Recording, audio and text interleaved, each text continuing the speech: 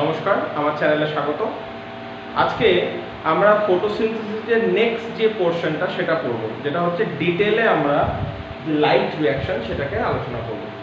দেখো, light reaction যেটা ছিল আমাদের, সেই লাইট রিঅ্যাকশনের মেন উদ্দেশ্য হচ্ছে ওই যে অ্যাসিমিলেটরি পাওয়ারগুলো আমরা দেখেছিলাম, অর্থাৎ এটিপি এবং NADPH প্লাস H প্লাস, এই দুটো প্রোডাক্টকে উৎপন্ন করাই হচ্ছে লাইট রিঅ্যাকশনের মূল উদ্দেশ্য। তাহলে আমাকে এই দুটো জিনিসকে তৈরি করাটা দেখাতে হবে মেইনলি। সেটা কার মাধ্যমে তৈরি হবে?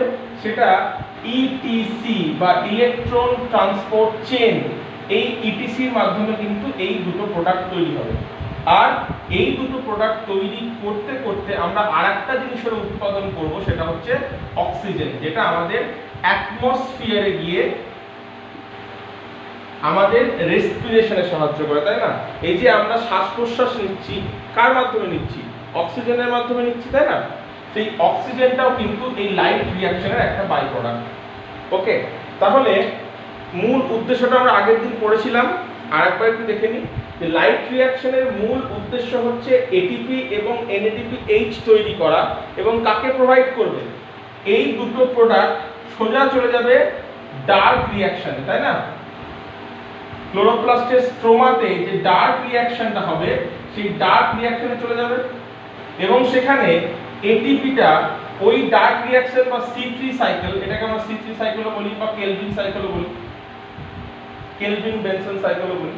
তাহলে এই এটিপিটা এই টোটাল C3 সাইকেলে যেখানে যেখানে এনার্জি লাগবে সেটাকে প্রোভাইড করবে। আর NADPHটা এই টোটাল C3 সাইকেল বা ডার্ক রিঅ্যাকশনে, বা এটাকে ব্ল্যাকম্যান রিঅ্যাকশনও বলা হয়, ঠিক আছে? এটাকে ব্ল্যাকম্যান রিঅ্যাকশনও বলা হয়। তাহলে এই তুমি ব্ল্যাকম্যান রিঅ্যাকশনই বলো, তুমি ডার্ক রিঅ্যাকশনই বলো, তুমি C3 সাইকেলই বলো বা কেলভিন বেনসন সাইকেলও বলো, এই টোটাল জিনিসটাতে এই NADPHটা ইলেকট্রন ডোনারের কাজ করবে, তাই না? তাই লাইট রিঅ্যাকশনের মেন উদ্দেশ্যই হচ্ছে এটিপি এবং NADPH প্লাস H প্লাস তৈরি করে ডার্ক রিঅ্যাকশনকে সাপ্লাই দেওয়া। তাহলে আমরা বেসিক্যালি এখন যেটা করব সেটা হচ্ছে ইটিসি। ইটিসি মানে হচ্ছে ইলেকট্রন ট্রান্সপোর্ট চেন। যেই মানে নাম শুনে বুঝতে পারছো, ইলেকট্রন ট্রান্সপোর্ট চেন। আমরা যখন হাইড্রোলাইসিস করলাম, যখন ফটোলাইসিস করলাম, সেই ফটোলাইসিসে আমরা কি করলাম? জলটাকে ভেঙে দিলাম H প্লাস এবং OH মাইনাসে, ঠিক আছে? তো জলটাকে আজকে আমরা আরো ডিটেলে ভাঙবো, কি করে সেখান থেকে অক্সিজেন পাচ্ছি আমরা সেটাও দেখবো। ওই যে H প্লাসটা আমরা পেলাম, ওই H প্লাসটাই আমরা পরবর্তী ক্ষেত্রে দেখব ইলেকট্রন দান করছে, তাই না? ওই ইলেকট্রনটা কিভাবে থাইলাকয়েড মেমব্রেনের উপর অবস্থিত বিভিন্ন পেরিফেরি এবং ইন্টিগ্রাল প্রোটিনের মাধ্যমে প্রবাহিত হতে হতে, বাহিত হতে হতে, ট্রান্সপোর্ট হতে হতে দেখব আমরা এটিপি এবং NADPH প্লাস H প্লাস উৎপন্ন করবে। দেখো, তোমরা যখন সেল মেমব্রেন পড়েছিলে, তখন সেল মেমব্রেনে দেখেছিলাম আমরা কি একটা লিপিডের বাইলেয়ার থাকবে, এবং সেই লিপিডের বাইলেয়ারের মাঝখানে মাঝখানে কোথাও এইভাবে ভেতরের দিকে বা বাইরের দিকে এবং কখনো কখনো পুরো মেমব্রেন জুড়ে কিছু কিছু প্রোটিনের দানা অবস্থান করবে, তাই না? যেগুলোকে আমরা নাম দিয়েছিলাম, যেগুলো পেরিফেরির দিকে অবস্থান করছে, অর্থাৎ পরিধির দিকে অবস্থান করছে, সেই প্রোটিনগুলোকে আমরা বলেছিলাম পেরিফেরাল প্রোটিন। আর যেগুলো টোটাল মেমব্রেনের বেধ জুড়ে অবস্থান করছে, টোটাল মেমব্রেনটা জুড়েই অবস্থান করছে, সেই সমস্ত মেমব্রেনগুলোকে আমরা নাম দিয়েছিলাম ইন্টিগ্রাল প্রোটিন, তাই না? বা ট্রান্স মেমব্রেন প্রোটিন। তাহলে এই রকম কিছু প্রোটিন আমরা কোথায় দেখতে পাবো? আমরা থাইলাকয়েড মেমব্রেনেও দেখতে পাবো। সেইবারে সেই ইলেকট্রনটা এই থাইলাকয়েড মেমব্রেনের প্রোটিনগুলো দিয়ে বাহিত হতে হতে হতে হতে একটা সময় এটিপি এবং NADPH তৈরি করবে, ঠিক আছে? এটাই হচ্ছে ইলেকট্রন ট্রান্সপোর্ট চেন, যেটা ঘটে কোথায়? সেটা ঘটে থাইলাকয়েডের মেমব্রেনে, ঠিক আছে? থাইলাকয়েডের মেমব্রেনে যে প্রোটিনগুলো আছে, সেই প্রোটিনগুলোর মাধ্যমে ইলেকট্রনটা ট্রান্সপোর্টেড হয়, ঠিক আছে? আমরা এবারে সোজা চলে যাব থাইলাকয়েড মেমব্রেনের ওই স্ট্রাকচারটার উপরে, সেখানে কি কি প্রোটিন আছে সেগুলো আমরা দেখব, এবং কিভাবে সেই ইলেকট্রনটা প্রবাহিত হচ্ছে বা ট্রান্সপোর্টেড হচ্ছে সেটাও আমরা দেখে নেব। এটা হচ্ছে একটা থাইলাকয়েডের মেমব্রেনের স্ট্রাকচার। এই যে লাল যে দুটো আমি দেখিয়েছি লেয়ার, এটা হচ্ছে লিপিডের বাইলেয়ার, তোমরা জানো বাইরের দিকে থাকে হাইড্রোফিলিক টেল এবং ভেতরের দিকে থাকে হাইড্রোফোবিক তোমার টেল, এটা তোমরা জানো। তো ওটা নিয়ে আমার কোনো মাথা ব্যথা নেই। তো এই লিপিড বাইলেয়ারের মধ্যে আমরা দেখতে পাচ্ছি কিছু পরিমাণ প্রোটিনস, যারা কিছু পেরিফেরাল প্রোটিন আছে, কিছু ইন্টিগ্রাল প্রোটিন বা ট্রান্সমেমব্রেন প্রোটিন আছে, যারা এমবেডেড অবস্থায় আছে, এবং এই প্রোটিনগুলোর মাধ্যমে কিন্তু ইলেকট্রনটা প্রবাহিত হবে এবং একদম শেষে আমরা দেখব এটিপি এবং এনএডিপি H+H+ তৈরি হচ্ছে। তো কিভাবে এই ইলেকট্রনটা এবার কোত্থেকে আসছে বা কিভাবে এটা স্টেপ বাই স্টেপ কোথায় কোথায় পরিবাহিত হচ্ছে সেটা আমরা এবারে দেখে নেব। দেখো, প্রথমে মনে রাখবে এই টোটাল স্ট্রাকচারটাতে আমরা দু রকমের প্রোটিন পাবো। একটা হচ্ছে যেটাকে আমরা বলবো ফটোসিস্টেম, সেই ফটোসিস্টেম আমরা পাবো। আর কি পাবো? আর আমরা পাবো ইলেকট্রন, কিছু মোবাইল ক্যারিয়ার পাবো, আমরা কিছু মোবাইল ইলেকট্রন ক্যারিয়ার আমরা পাবো। সেটা কোনটা কোনটা আমরা দেখে নিই। এখানে ফটোসিস্টেম আমরা দুটো পাবো, একটা হচ্ছে PS1 অর্থাৎ ফটোসিস্টেম 1, আর একটা হচ্ছে PS2 যেটাকে আমরা বলছি ফটোসিস্টেম 2। এবং বাদ বাকি আমরা যা এখানে দেখতে পাচ্ছি অর্থাৎ PQ যেটাকে আমরা বলছি প্লাস্টোকুইনন, সাইটোক্রোম B6F, সাইটোক্রোম যেটাকে আমরা বলছি B6F, PC যেটাকে আমরা বলছি প্লাস্টোসায়ানিন, এবং FD যেটাকে আমরা ফেরিডক্সিন বলছি, এবং আমরা কিছু NADP রিডাকটেজ কিছু আমরা স্ট্রাকচার বা পাবো আমরা। এইগুলো হচ্ছে সব, এরা হচ্ছে মোবাইল ইলেকট্রন ক্যারিয়ার্স, ওরা ওই ইলেকট্রন গুলোকে ক্যারি করবে। এবং আমরা এখানে দুটো ফটো সিস্টেম পাচ্ছি, একটা হচ্ছে PS2, একটা হচ্ছে PS1। দেখো PS2 এবং PS1 এর উপরে আমরা কিছু লিখে রেখেছি। PS1 এর উপরে আমরা লিখেছি P700 বা 700, আর এখানে আমরা লিখেছি PS2 তে P680 680। কি এটা কি? PS1 এখানে দেখো এনার্জি দেওয়া আছে, তাই না? PS1 যে 700 ন্যানোমিটারের যে ওয়েভলেন্থ আছে, সেই ওয়েভলেন্থের মাধ্যমে উত্তেজিত হয়, তাই আমরা লিখেছি P700। আর PS2 680 ন্যানোমিটারের যে মানে ওয়েভলেন্থ, ন্যানোমিটার ওয়েভলেন্থের যে আলো আছে, সেই আলো দ্বারা উত্তেজিত হয়, তাই আমরা এখানে লিখে দিচ্ছি P680 বা 680। ওকে, তো দেখো এখানে PS2 এর একটা এবিলিটি হচ্ছে, PS2 তে সব সময় হাইড্রোজেন মানে জলকে ভাঙার একটা এবিলিটি আছে। PS2 এর কাছে জলকে ভাঙার একটা এবিলিটি আছে। অর্থাৎ এই যে PS2 এখানে মেইনলি ক্লোরোফিলটা থাকে, PS মানে ফটোসিস্টেমে মেইনলি ক্লোরোফিল গুলো থাকে, তাই না? তাই PS2 তে যে ক্লোরোফিলটা আছে, আমরা যেটা ফটোলাইসিসের ক্ষেত্রে দেখেছিলাম যে জলকে ওরা ভেঙে দেয়, তাই না? এখানে আমরা দেখতে পাচ্ছি ফটোসিস্টেম 2 এর কাছে এই জলকে ভাঙার এবিলিটিটা আছে। তাই ফটোসিস্টেম 2 ওই এনার্জিটা নিয়ে উত্তেজিত হয়ে জলকে ভেঙে দিচ্ছে কিসে? এই হাইড্রোজেন এবং অক্সিজেনে, তাই না? এখানে আমরা H+ কে দেখেছি। কেন দেখেছি? আমরা জানি হাইড্রোজেনের কাছে একটা ইলেকট্রন এবং একটা প্রোটন থাকে, তাই না? সেই ইলেকট্রনটাকে যখন একটা হাইড্রোজেন ছেড়ে দেয়, তখন হাইড্রোজেন মানে H+ অর্থাৎ প্রোটনে পরিণত হয়। আর দেখো ইলেকট্রনটা এই ফটোসিস্টেমের কাছে ছেড়ে দিল, অর্থাৎ হাইড্রোজেনের কাছে যখন একটা ইলেকট্রন একটা প্রোটন ছিল, সে যখন একটা ইলেকট্রনকে ছেড়ে দিচ্ছে, তখন H+ প্রোটনে পরিণত হচ্ছে, তাই না? এখানে সেম জিনিসটা হলো, হাইড্রোজেনটা একটা ইলেকট্রনকে ফটোসিস্টেমকে দান করে দিল এবং নিজে H+ প্রোটনে পরিণত হলো। বেশ, আমরা তাহলে হাইড্রোজেনের কাছ থেকে একটা ইলেকট্রন পেয়ে গেলাম। এইবারে প্রথমে ইলেকট্রনটা কোথায় আসবে? প্রথমে ইলেকট্রনটা আসবে ফটোসিস্টেম 2 তে, ঠিক আছে? প্রথমেই তাহলে ইলেকট্রনটা কোথায় এলো? প্রথমেই ইলেকট্রনটা আসছে ফটোসিস্টেম 2 তে। ফটোসিস্টেম 2 থেকে ধীরে ধীরে ওই ইলেকট্রনটা আসবে PQ অর্থাৎ প্লাস্টোকুইননে। তাহলে আমি এখানে অ্যারো দিয়ে ওই পাথওয়েটা বানানোর চেষ্টা করি। প্লাস্টোকুইননে এলো, তারপর প্লাস্টোকুইনন কি করবে? ওই ইলেকট্রনটাকে মেমব্রেনের ভেতরের দিকে ট্রান্সফার করবে এবং আস্তে আস্তে ওটা রিসেপ্ট করবে, অর্থাৎ ওটাকে গ্রহণ করবে কে? ওটাকে গ্রহণ করবে সাইটোক্রোম B6F। গ্রহণ করলো। এবং এই সাইটোক্রোম B6F ইলেকট্রনটাকে গ্রহণ করার সাথে সাথেও আমরা দেখব এটা যে থাইলাকয়েড মেমব্রেনের বাইরের দিকটা, তাই না, এটা হচ্ছে স্ট্রোমা দিকটা, আর এই দিকটা হচ্ছে লুমেনের দিকটা, তাই না। তাহলে এই B6F টা সাইটোক্রোম B6F টা আরেকটা কাজ করে, সে স্ট্রোমা থেকে প্রোটনগুলোকে লুমেনের দিকে ট্রান্সফার করে। তাহলে হাইড্রোজেন সাইটোক্রোম B6F এর আরেকটা কাজ হচ্ছে প্রোটনকে H+ কে স্ট্রোমা থেকে থাইলাকয়েডের লুমেনে ট্রান্সফার করা। ওকে, তাহলে প্লাস্টোকুইনন থেকে ইলেকট্রন এখন সাইটোক্রোম B6F এ এলো, সেই সঙ্গে B6F প্রোটনকে স্ট্রোমা থেকে লুমেনের মধ্যে ট্রান্সফার করলো। এরপর ইলেকট্রনটা B6F থেকে চলে আসছে কোথায়, প্লাস্টোসায়ানে PC তে। তারপর PC থেকে ওই ইলেকট্রনটা চলে আসবে কোথায়, PS1 অর্থাৎ ফটোসিস্টেম 1 এ। আমরা দেখতে পাচ্ছি ফটোসিস্টেমের এখানেও একটা এনার্জি এসে পড়ছে।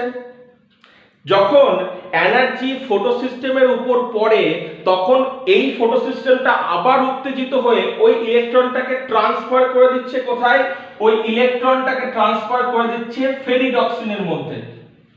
দেখো, এটা একটা পেরিফেরির উপরে অবস্থিত একটা প্রোটিন, সেটা হচ্ছে ফেরিডক্সিন। তারপর ইলেকট্রনটা ফেরিডক্সিন থেকে ট্রান্সফার হয়ে যাচ্ছে একটা অন্য আরেকটা স্ট্রাকচারে, যার নাম হচ্ছে NADP রিডাকটেজ। এটা একটা এনজাইম, NADP রিডাকটেজ। এই এনজাইমটা কি করছে, দেখো নাম শুনে বুঝতে পারছো, NADP রিডাকটেজ। অর্থাৎ এই এনজাইমটা ওই ইলেকট্রনটাকে ইউজ করে কি করলো, NADP এর সাথে H+ টাকে জুড়ে দেয়। হলো, তাহলে কি করলো, ওই ইলেকট্রনটার সাহায্যে NADP রিডাকটেজ ইলেকট্রনটা কোত্থেকে পেল, ইলেকট্রনটা পেল ফেরিডক্সিনের কাছ থেকে। ফেরিডক্সিনের কাছ থেকে পাওয়া ওই ইলেকট্রনটাকে NADP রিডাকটেজ ইউজ করে NADP এবং H+ কে জুড়ে দেয় এবং উৎপন্ন করছে NADPH+, H+। আমার যে গোলটা ছিল ATP এবং NADPH+, তৈরি করার, তার ওই দুটোর মধ্যে আমি একটা প্রোডাক্টকে তৈরি করে ফেললাম। আর আমার কাছে পড়ে রইল কি, আর আমার কাছে পড়ে রইল হচ্ছে ATP। কি করে তৈরি করব, দেখো, মানে ইলেকট্রনটা ট্রান্সফার হয়ে গেলেও এই টোটাল সিস্টেমটা কিন্তু বন্ধ হচ্ছে না। কেন হচ্ছে না, কারণ আমার থাইলাকয়েডের লুমেনের মধ্যে, কারণ এই দিকটা লুমেন, এটা থাইলাকয়েডের ভেতরের দিক, এটা থাইলাকয়েডের বাইরের দিক, তাই না। তাহলে দেখো, টোটাল ইলেকট্রন ট্রান্সপোর্ট চেনটা শেষ হয়ে গেলে, অর্থাৎ NADPH+, তৈরি হয়ে গেলেও আমার লুমেনের মধ্যে কিন্তু অনেক পরিমাণ প্রোটন এসে উৎপন্ন হয়, মানে এসে জড়ো হয়েছে, তাই না। আমি এখান থেকে একটা H+ পেলাম, ইলেকট্রনটা ত্যাগ করে দিয়ে একটা H+ তৈরি হলো, প্লাস B6F বাইরে থেকে সব প্রোটনকে ভেতরে ডেকে নিয়ে এসেছে। তার মানে লুমেনের মধ্যে কি তৈরি হচ্ছে, একটা প্রোটন ডেনসিটি গ্রেডিয়েন্ট তৈরি হচ্ছে, তাই না। একটা প্রোটন ডেনসিটি গ্রেডিয়েন্ট তৈরি হচ্ছে। গ্রেডিয়েন্ট মানে তোমরা জানো আধিক্য। তার মানে লুমেনের মধ্যে প্রোটনের ঘনত্বটা বাড়তে থাকছে, প্রোটনের পরিমাণটা বাড়তে থাকছে। তাহলে কি করা যায়, দেখো, এই টোটাল স্ট্রাকচারগুলো বাদ দিয়েও আমরা আরেকটা স্ট্রাকচার এখানে পাচ্ছি, তাই না, যে স্ট্রাকচারের একটা স্টক আছে এবং তার একটা হেড আছে। এই স্ট্রাকচারটার একটা স্টক বা বোটা আছে এবং একটা হেড আছে। এই স্ট্রাকচারটার নাম হচ্ছে ATP সিনথেটেজ, ACP সিনথেটেজ বা ACP সিনথেজ। এই ATP সিনথেজ কি করবে, এই ATP সিনথেজ যখনই থাইলাকয়েডের লুমেনের মধ্যে প্রোটন ডেনসিটি গ্রেডিয়েন্ট তৈরি হচ্ছে, অর্থাৎ প্রোটন অর্থাৎ H+ আয়নের সংখ্যা বেড়ে যাচ্ছে, তখন আস্তে আস্তে এই প্রোটনগুলোকে এই ATP স্টার বা এই স্ট্রাকচারটার ভেতরটা এরকম ফাঁপা, তাই না, এর মধ্যে ট্রান্সফার করতে থাকবে। টোটাল এখানে যতগুলো H+ আয়ন আছে সবকে এর ভেতর দিয়ে ট্রান্সফার করতে থাকবে, এরকম করে ট্রান্সফার করতে থাকবে। এবং যতবার হাইড্রোজেন এর ভেতরে এন্ট্রি করবে ততবার এই হেডটা রোটেট করবে। এই হেডটাকে রোটার বলে। রোটার মানে যেটা ঘোরে, যত একটা হাইড্রোজেন এখানে ঢুকলো, হেডটা রোটেট করলো এবং একটা এটিপির সাথে একটা অজৈব ফসফেট যুক্ত হয়ে এটিপি তৈরি হবে। তাহলে যতবার হাইড্রোজেনটা এন্ট্রি করবে, যতবার প্রোটনগুলো এর ভেতর দিয়ে এন্ট্রি করবে, রোটারটা ঘুরবে, এডিপির সাথে অজৈব ফসফেট যুক্ত হবে, একটা এটিপি তৈরি হবে। আবার একটা প্রোটন ঢুকলো, এডিপির সাথে একটা পিআই বা অজৈব ফসফেট যুক্ত হলো, একটা এটিপি তৈরি হলো। তাহলে এইভাবে আমরা এটিপিটাকে উৎপন্ন করে ফেলবো। ওকে, তাহলে দেখো এই টোটাল সিস্টেমটা, টোটাল প্রসেসটার শেষে কিন্তু আমরা NADPH+H+ এবং এটিপি উৎপন্ন করে ফেললাম, তাই না? তাই এই টোটাল স্ট্রাকচারটাকেই আমরা বলছিলাম লাইট রিঅ্যাকশন, বা এর আরেকটা নাম আমরা দেখতে পাচ্ছি কি, এখানেতে এটিপি তৈরি হচ্ছে। বায়োলজিতে যেখানেই এটিপি তৈরি হবে সেই জায়গাটাকে বলা হয় ফসফোরাইলেশন। এবং কোন পদ্ধতিতে তৈরি হচ্ছে? ফটোসিনথেসিস পদ্ধতিতে এই ফসফোরাইলেশনটা ঘটছে। তাই এই প্রসেসটাকে আমরা বলবো ফটোফসফোরাইলেশন। ওকে, একবার যখনই আমরা ফটোফসফোরাইলেশনের কথা বললাম, এটা মেইনলি ইটিসি, ইলেকট্রন ট্রান্সপোর্ট চেনের মাধ্যমে আমরা এটিপি এবং NADPH+H+ তৈরি করলাম। ওকে, তাহলে এইটাই হচ্ছে লাইট রিঅ্যাকশন, বা এটাই হচ্ছে ফটোফসফোরাইলেশন। মেইনলি মনে রাখবে ফটোফসফোরাইলেশন দু রকমের হয়, একটা সাইক্লিক, একটা নন সাইক্লিক। ওকে, আমরা দুটো স্ট্রাকচারকে পাশাপাশি রেখে, অর্থাৎ সাইক্লিক এবং নন সাইক্লিক যে ফটোফসফোরাইলেশন, তাদের ছবিটা একবার সিম্পল ভাবে এঁকে আমরা দেখব যে কোথায় পরিবর্তনটা দেখা দিচ্ছে। দেখো, এতক্ষণ আমরা যেটা পড়লাম সেটা একটা সিম্পল স্ট্রাকচার আমি এখানে এঁকেছি। এখানে কি হলো, ফটোসিস্টেম এখানে জলটাকে ভেঙে দিয়ে H+ এবং অক্সিজেন তৈরি করছে, তাই না? সেই Hটা বা হাইড্রোজেনটা একটা ইলেকট্রন কাকে দান করলো? একটা ইলেকট্রন ফটোসিস্টেম 2 কে দান করলো। সেই ইলেকট্রনটা ফটোসিস্টেম 2 থেকে প্রথমে যাচ্ছে কোথায়? প্লাস্টোকুইননে যাচ্ছে। প্লাস্টোকুইনন থেকে আসছে কোথায়? সাইটোক্রোম B6F এ আসছে। সাইটোক্রোম B6F থেকে আসছে প্লাস্টোসায়ানিনে, তারপর P মানে ফটোসিস্টেম 1 এ আসছে, সেখান থেকে ফেরিডক্সিন এবং সেখান থেকে NADP রিডাকটেজে গিয়ে NADP এবং H+ কে যুক্ত করে তৈরি করলো NADPH+H+। তাহলে দেখো এখানে যে ইলেকট্রনটা আসছে সেই ইলেকট্রনটা কিন্তু বৃত্তাকার পথে বা সাইক্লিক্যাল পথে কিন্তু আবর্তিত হচ্ছে না। তাই কি হচ্ছে, লাস্টে তো এটা তো ওয়ান টাইপ অফ ফটোফসফোরাইলেশন, তাই না? কারণ আমরা দেখেছিলাম যে এটিপি তৈরি হবে, তাই এটা একটা ফটোফসফোরাইলেশন। তাহলে এই ফটোফসফোরাইল পদ্ধতিতে কিন্তু ইলেকট্রনটা সাইক্লিক্যাল পাথওয়েতে কিন্তু ঘোরাফেরা করছে না। তাই এই ধরনের পাথওয়েকে বলা হচ্ছে, বা এই ধরনের ফটোফসফোরাইলেশনকে বলা হয় নন সাইক্লিক ফটোফসফোরাইলেশন। এক্ষেত্রে ইলেকট্রনটা কিন্তু সাইক্লিক্যাল মানে সাইক্লিক পথে কিন্তু বা তোমার সাইক্লিক্যাল ওয়েতে কিন্তু ঘোরাফেরা করছে না বা আবর্তন করছে না। তাই এই যে ওয়েট মানে পাথওয়েটা আমরা দেখলাম ফটোফসফোরাইলেশনের, এটাকে বলা হয় নন সাইক্লিক ফটোফসফোরাইলেশন। ওকে, দেখো এখানে আমরা একটা যখন ইলেকট্রনটা বিভিন্ন মোবাইল ক্যারিয়ারের মাধ্যমে বা বিভিন্ন ইলেকট্রন মোবাইল ক্যারিয়ারের মাধ্যমে ফটোসিস্টেমের মাধ্যমে যখন প্রবাহিত হচ্ছে, দেখো আমরা এখানে একটা জেড পাথওয়ে পাচ্ছি, তাই না? এই যে একটা জেড পাথওয়ে পাচ্ছি না, এই জেড পাথওয়েটাকেই বলা হয় জেড স্কিম। ঠিক আছে, তাহলে কোথায় পাচ্ছি আমরা? নন সাইক্লিক ফটোফসফোরাইলেশনে পাচ্ছি। ওখানে যে ফটোসিস্টেম এবং ইলেকট্রন মোবাইল ক্যারিয়ারের মাধ্যমে যখন ইলেকট্রনটা যায় তখন একটা জেড একটা পাথওয়ে তৈরি করে। এই পাথওয়েটাকেই বলা হয় জেড আকৃতির পাথওয়ে হওয়ার জন্যই এই পাথওয়েটাকে বলা হয় জেড স্কিম। ওকে, লাইট রিঅ্যাকশনের মেইন উদ্দেশ্যই হচ্ছে NADPH+H+ এবং এটিপি তৈরি করা। ঠিক আছে, আর একবার তোমাকে একবার দেখিয়ে দিই যে কিভাবে এখানে মানে হাইড্রোলাইসিসটা অর্থাৎ ফটোলাইসিসটা কিভাবে এখানে হয়। তোমরা কোনো বইতে আমরা অরিজিনালি কি জানি যে জল ভাঙলে পরে H+ এবং OH- এই মানে হাইড্রক্সিল মূলক এটা তৈরি হয়, কিন্তু ফটোসিনথেসিসের ক্ষেত্রে অর্থাৎ হাইড্রোলাইসিসের ক্ষেত্রে আমরা দেখব জলকে ভাঙলে পরে আমরা হাইড্রোজেন এবং দুটো হাইড্রোজেন এবং হাফ O2 পাই। এই হাফ O2 কথাটার মানে হচ্ছে আমরা জানি দুটো অক্সিজেন অ্যাটম মিলে কিন্তু O2 একটা তৈরি হচ্ছে, O2 মলিকিউল তৈরি হয়, তাই না? তার মানে এখানে হাফ O2 মানে হচ্ছে এক্ষেত্রে একটা অক্সিজেনের যে অ্যাটম সেটা তৈরি হবে, ঠিক আছে।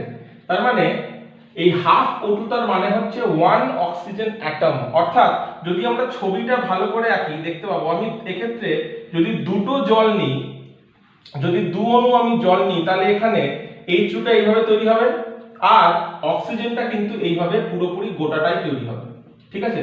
তোমরা যদি ছবিটা ভালো করে দেখো বুঝতে পারবে। আমি দুটো জলের মলিকিউল নিচ্ছি, তার মানে H2O প্লাস এখানে H2O নিলাম। এইবারে এই দুটোকে যদি এখন আমি ভাঙি, আমি কি দেখব, এই দুটো হাইড্রোজেন এবং এই দুটো হাইড্রোজেন মিলে তৈরি করবে 2H2, তাই না। H2 H2 2H2 প্লাস এই একটা অ্যাটম এবং এই একটা অ্যাটম মিলে তৈরি হবে একটা অক্সিজেন মলিকিউল, তাই না। অর্থাৎ এখানে হাফ O2 যখন আমরা একটা মাত্র জল নিচ্ছিলাম সেক্ষেত্রে একটা আমরা দুটো হাইড্রোজেন এবং হাফ O2 পাচ্ছিলাম। হাফ O2 তার মানে হচ্ছে একটা অ্যাটম অক্সিজেনের। আর যদি আমরা দুটো জলের অণু নিয়ে কাজ করি সেক্ষেত্রে একটা অক্সিজেনের অ্যাটম তৈরি পাবো আমরা একটা জল থেকে, আর একটা জল থেকে আমরা আর একটা অক্সিজেনের অ্যাটম পাবো, দুটো মিলে O2 টা তৈরি হবে, ঠিক আছে। তাহলে হাফ O2 কথাটার মানে হচ্ছে একটা অক্সিজেনের অ্যাটম। ওকে, তাহলে যদি কোথাও কোথাও তোমরা এই জিনিসটা দেখতে পাও তাহলে পরে কিন্তু ঘাবড়াবে না, ঠিক আছে। যে H2 ও অ্যারো দিয়ে 2H প্লাস হাফ O2 কথাটার মানে হচ্ছে 1 অ্যাটম অফ অক্সিজেন। যদি আমরা দুটো অক্সিজেন নিয়ে কাজ করি তাহলে সেক্ষেত্রে আমরা কি পাবো, দুটো হাইড্রোজেন পাচ্ছি প্লাস আর একটা অক্সিজেনের অ্যাটম পাবো, তখন সেটা হয়ে যাবে একটা O2 এবং এটা কোথায় বেরিয়ে যাবে, এটা পরিবেশে বেরিয়ে যাবে। ওকে, তাহলে এটা ছিল তোমার টোটাল যে লাইট রিঅ্যাকশন বা যেটাকে আমরা ফটোফসফোরাইলেশন বলি সেটা আমরা পড়লাম। আমরা সাইক্লিক ফটোফসফোরাইলেশন পড়লাম, আমরা নন সাইক্লিক ফটোফসফোরাইলেশন পড়লাম, ঠিক আছে। ওই থাইলাকয়েড মেমব্রেনের যে স্ট্রাকচারটা, সেই স্ট্রাকচারটার মধ্যে যে প্রোটিনগুলো ছিল সেই প্রোটিনের মাধ্যমে ইলেকট্রনটা বাহিত হতে হতে একটা টাইমে লাস্টে গিয়ে উৎপন্ন করলো NADPH+H+, এবং ওই ইটিসি বা ইলেকট্রন ট্রান্সপোর্ট চেনটা চলাকালীন আমরা দেখছিলাম থাইলাকয়েডের লুমেনের মধ্যে প্রোটন ডেনসিটি গ্রেডিয়েন্ট তৈরি হচ্ছে, অর্থাৎ ওই লুমেনের মধ্যে H+ আয়নের পরিমাণটা বাড়তে থাকছে। এইভাবে বাড়তে বাড়তে যখন সেটা অনেকটাই বেড়ে যাচ্ছিল তখন আমরা দেখছিলাম ওই যে H+ আয়ন বা প্রোটনগুলো সেগুলো এটিপি সিনথেসের মাধ্যমে কি উৎপন্ন করছিল, এটিপি, এবং অজৈব ফসফেটকে যুক্ত করে তৈরি করছিল এটিপি, ঠিক আছে। তার মানে প্রোটন ডেনসিটি গ্রেডিয়েন্ট যদি না তৈরি হয় তার মানে কখনোই কিন্তু এটিপি তৈরি হবে না। এই প্রোটন ডেনসিটি গ্রেডিয়েন্টটা তৈরি হচ্ছে কার জন্য, ইটিসির জন্য, এবং এই প্রোটন ডেনসিটি গ্রেডিয়েন্টটা তৈরি হচ্ছে বলেই এটিপি তৈরি হচ্ছে। কার মাধ্যমে, এটিপি সিনথেসিসের মাধ্যমে। এটিপি যে সিনথেটেজ, সেই সিনথেটেজের মাধ্যমে কিন্তু তৈরি হচ্ছে কি, এটিপি। কার জন্য, প্রোটন ডেনসিটি গ্রেডিয়েন্টের জন্য। এই গ্রেডিয়েন্টটা কার জন্য তৈরি হলো, ইটিসির জন্য তৈরি হলো, ঠিক আছে। তাহলে দেখো প্রত্যেকটা জিনিসই কিন্তু শৃঙ্খলের সাথে বাঁধা। ইটিসি হবে তবেই কিন্তু NADPH+H+ তৈরি হবে, তবেই কিন্তু লুমেনের মধ্যে প্রোটন ডেনসিটি গ্রেডিয়েন্টটা বাড়বে, এবং প্রোটন ডেনসিটি গ্রেডিয়েন্ট বাড়ার জন্যই কিন্তু এটিপি তৈরি হবে, ঠিক আছে। তাহলে এটাই হচ্ছে আমাদের লাইট রিঅ্যাকশনের একটা টোটাল ডিটেলে আলোচনা। ওকে, এর পরের দিন আমরা ডার্ক রিঅ্যাকশন নিয়ে আলোচনা করব, ঠিক আছে। তো যদি তোমাদের এই ভিডিওটা ভালো লেগে থাকে তো অবশ্যই লাইক করবে, শেয়ার করবে এবং কমেন্ট করবে। আর যারা নতুন আমার ভিডিও দেখছো তারা অবশ্যই আমার চ্যানেলটা সাবস্ক্রাইব করতে ভুলবে না, আর পাশের বেল আইকনে একটা ক্লিক করে দেবে, তাহলে আমার যে নতুন ভিডিও নোটিফিকেশন তোমরা পেয়ে যাবে।